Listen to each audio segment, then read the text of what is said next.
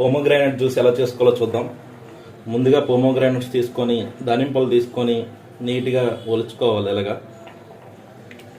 నీట్గా ఒలుచుకున్న తర్వాత ఒక మిక్సీ జార్ తీసుకొని అందులో ఒలిచినవన్నీ అందులో వేసేసుకుందాం. మిక్సీ జార్ ఇందులో కొద్దిగా మిల్క్ అనేది యాడ్ చేద్దాం.